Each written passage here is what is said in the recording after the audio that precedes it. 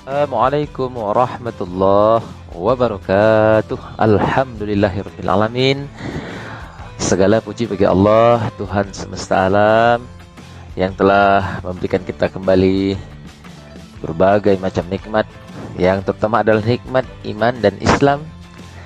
Kita tetap dapat mengikuti pelajaran ini untuk melaksanakan perintah wajib dari Allah Subhanahu wa taala tentunya. Anak-anak Bapak, mari Bapak ingatkan kembali, sama-sama niatkan belajar ini karena Allah, karena menjalankan perintah Allah, agar semua yang kita lakukan dalam mengikuti jam pelajaran agama Islam ini mendapat nilai pahala dari Allah Subhanahu wa taala. Baik, hari ini kita kembali melanjutkan pelajaran kita di bab 2 tentang tasamuh. Ini pelajaran tentang akhlakul karimah. Untuk itu, sebagai lanjutan dari pelajaran yang minggu lalu, tentunya anak-anak Bapak harus mengingat sedikit pelajaran-pelajaran minggu lalu agar nyambung dengan pelajaran ini. Baik.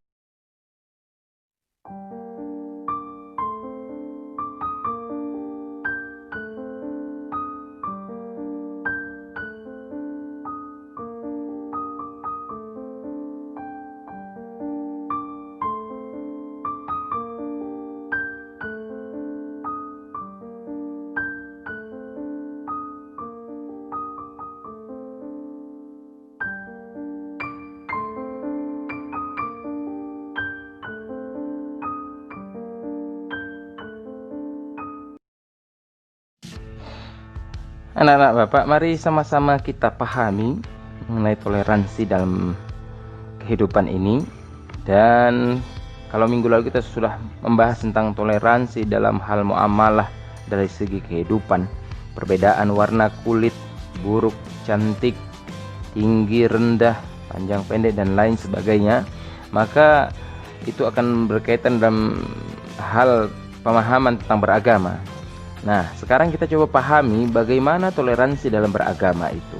Ini sangat penting karena ini berkaitan dengan akidah dan keimanan kita.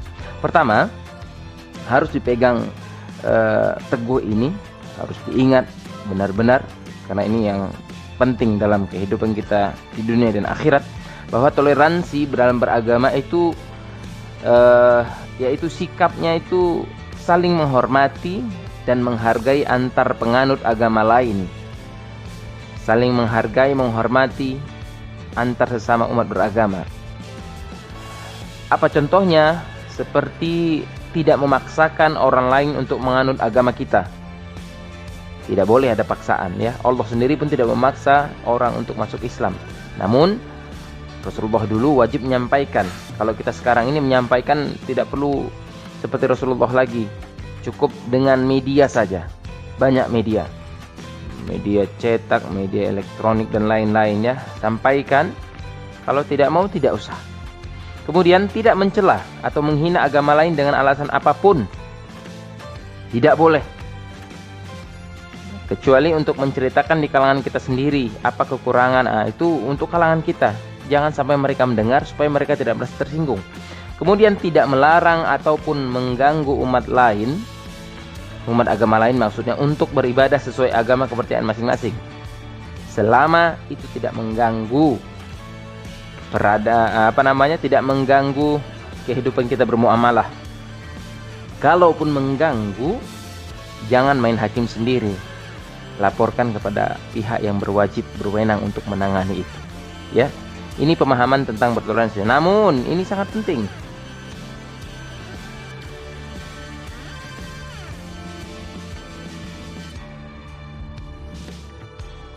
Kita bertoleransi dalam beragama itu harus ada batasan-batasannya, ya. Yang toleransi seperti yang tadi kita pahami itu sudah cukuplah itu. Jangan sampai melebihi batas. Apa itu? Mengikuti kegiatan agama lain dengan alasan atau atas dasar toleransi, itu tidak boleh. Sama sekali tidak boleh. Kenapa? Saling menghargai saja, saling menghormati saja. Jangan sampai mengikuti. apabila kita harus mengikuti agama lain demi menghargai atau mengatasnamakan toleransi, justru itu malah bukan toleransi. Itu namanya taklid buta atau pengikut buta. Kenapa? Ya, agama masing-masing kan berbeda ajarannya, berbeda ritual ibadahnya. Jalankan saja ritual ibadah sesuai dengan ajaran agama masing-masing. Kalau kita dengan agama Islam, kalau ada yang ikutilah, ayolah kita bekerja sama dalam hal ibadah. Oh, no. Kenapa? Ini sudah pernah dicontohkan oleh Rasulullah, seperti firman Allah dalam surah Al-Kafirun. Sama-sama kita perhatikan. A'udzu billahi minasy syaithanir rajim. Bismillahirrahmanirrahim. Qul ya ayyuhal kafirun la a'budu ma ta'budun wa la antum 'abiduna ma a'bud wa la ana 'abidum ma 'abadtum wa la antum 'abiduna ma a'bud lakum dinukum waliyadin. Hai orang-orang kafir, aku tidak akan menyembah apa yang kamu sembah, dan kamu bukan penyembah Tuhan yang aku sembah, dan aku tidak pernah menjadi penyembah apa yang kamu sembah, dan kamu tidak pernah pula menjadi penyembah Tuhan yang aku sembah. Untukmu agamamu, dan untukkulah agamaku.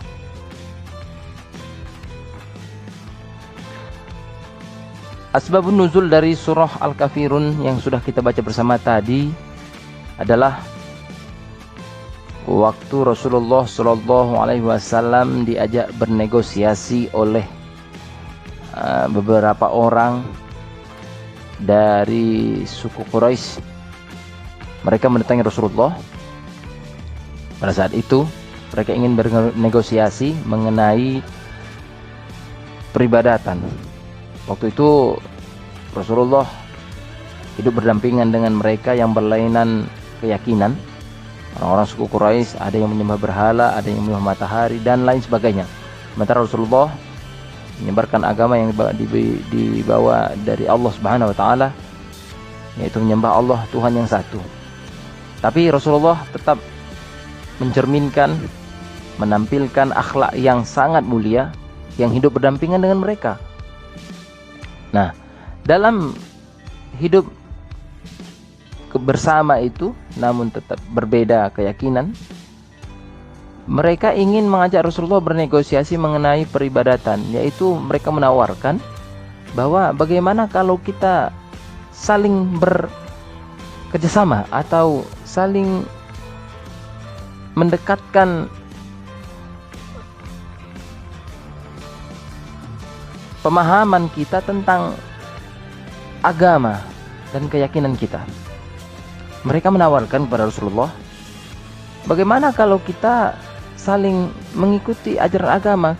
Kalian ikut dengan agama kami, beribadah selama setahun, baru setahun berikutnya kami akan mengikuti agama kalian, persis seperti bagaimana ajaran agama kalian. Nah, mendengar tawaran itu, Rasulullah SAW langsung membacakan surah Al-Kafirun. Itulah yang sudah kita baca bersama tadi.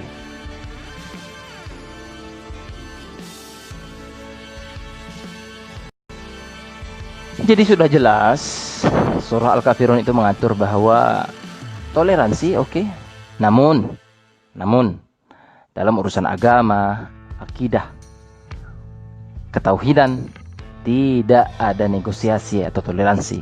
Justru kalau ada toleransi dalam hal itu, justru itu adalah tidak toleransi. Kenapa? Karena agama yang menyatu-nyatukan atau memaksa secara tidak langsung penganut agama lain untuk mengikuti agamanya, itu tidaklah toleransi. Dalam urusan agama tidak boleh bernegosiasi atas alasan toleransi atau menghargai perbedaan. Namun dalam hal bermuamalah kita wajib bertoleransi. Ya, dahulukan agama yang bersifat wajib, barulah kita barulah kita melakukan toleransi dalam hal-hal yang lain. Dahulukan agama yang bersifat wajib atau haram jika berbenturan dalam waktu yang bersamaan dengan hal-hal yang lain.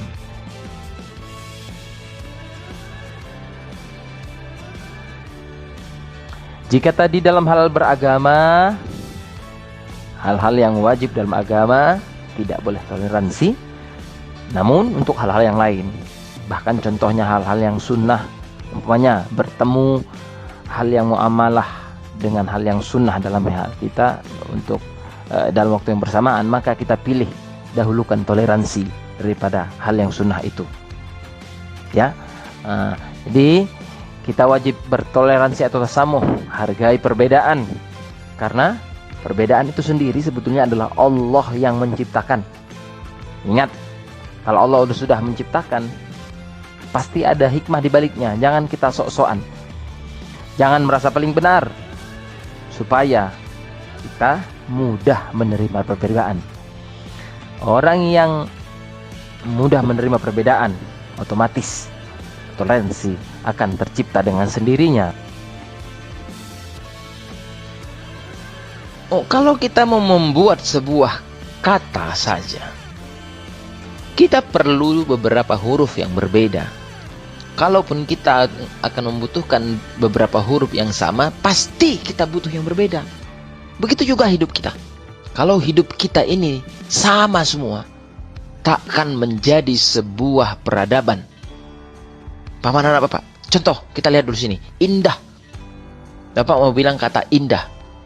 Kalau kita mau membuat kata indah, kita butuh satu buah huruf I, satu buah huruf N, satu buah huruf D, satu buah huruf A, dan satu buah huruf H.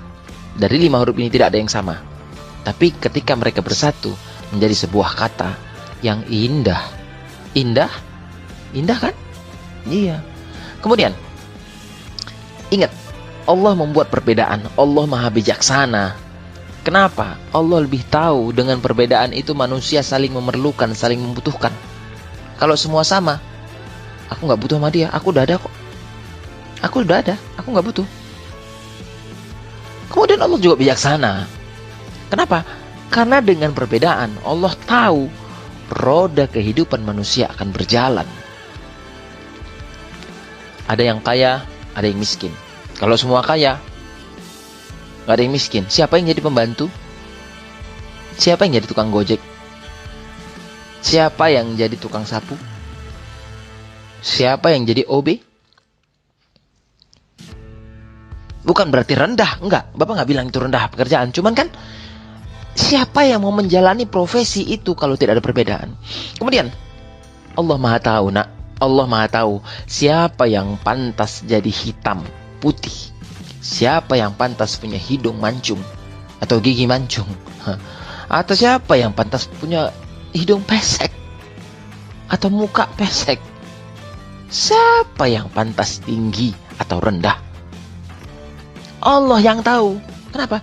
Karena kalau semua orang tinggi, maka susah. Siapa yang akan mengerjakan pekerjaan-pekerjaan yang butuh orang pendek? Siapa yang akan memakai itu apa sisa bahan pakaian yang sisanya cuma tinggal sedikit? Bahan udah habis, tinggal sedikit. Kalau ada orang kecil kan bisa untuk orang yang kecil yang pendek, begitu. Kemudian Eh, Allah lebih tahu, nah. Allah lebih tahu. Apa itu?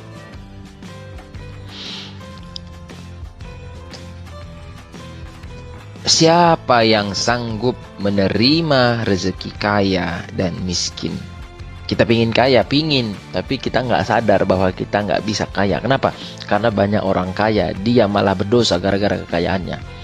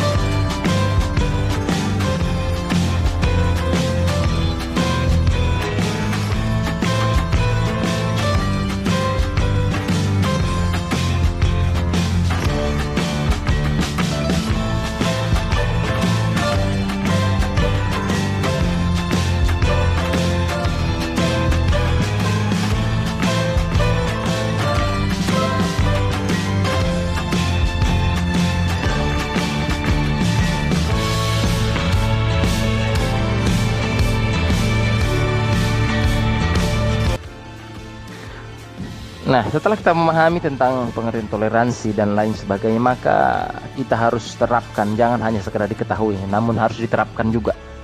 Implementasikan toleransi itu atau terapkan toleransi itu dimanapun berada. Di sekolah contohnya, ya berteman, jangan pilih-pilih.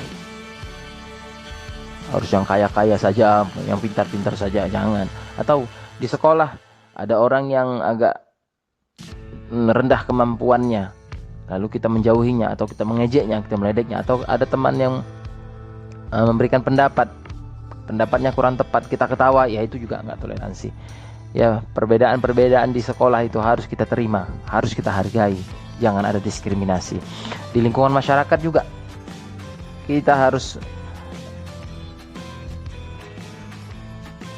membiasakan diri untuk memahami perbedaan-perbedaan, sehingga kita bisa bertasamuh dengan baik. Di masyarakat itu berbagai macam karakter, berbagai macam suku, bangsa. Makin banyak orang kita kenal, makin banyak perbedaan. Namun, makin banyak perbedaan itu yang kita tahu, berarti makin banyak pengalaman kita. Untuk itu, pengalaman itu hendaknya mendidik kita untuk menjadi orang yang sangat toleran dalam hal muamalah terhadap siapapun. Jadi intinya di mana saja pun kita berada, toleransi itu atau tasamuh itu harus tetap kita terapkan. Ada beberapa sikap yang harus kita miliki agar kita dapat mengerti bahwa perbedaan adalah rahmat. Ya, sebetulnya perbedaan itu rahmat bagi orang yang memahaminya. Bagaimana supaya kita bisa memahami itu dan menjadi rahmat bagi kita? Satu, sadari bahwa Allah yang menciptakan segala perbedaan. Pasti ada hikmah di baliknya. Kemudian, miliki wawasan yang luas. Bagaimana cara memiliki wawasan yang luas? Mungkin bisa rajin membaca, rajin bertanya kepada orang atau berdiskusi. Supaya apa? Supaya kita bijak dalam menghargai dan menghormati orang lain. Kemudian, pengetahuan kita dan keterampilan harus kita olah. Jadi perbedaan itu menjadi sebuah aset atau potensi bagi kita. Bapak udah bilang minggu lalu bahwa kalau ada orang kaya pasti ada miskin. Bagaimana caranya supaya kaya dan miskin itu menjadi aset atau potensi bagi kita? Kalau ada orang yang bodoh, kita pintar, justru itu aset bagi kita, potensi bagi kita untuk mengajar orang yang pintar. dan lain sebagainya. Kemudian hindari sikap selalu merasa paling benar dan paling pintar. Nauzubillah. Kadang-kadang kita ini yang membuat sering kita tidak sadar. Ayo sama-sama selalu kita ingat itu supaya egoisme itu kadang yang membuat kita selalu larut dalam ketidaktoleranan. Kemudian yang terakhir, tidak memaksakan kehendak, ya, jangan memaksakan kehendak. Jadi poin-poin ini merupakan hal-hal yang harus kita terapkan supaya kita memiliki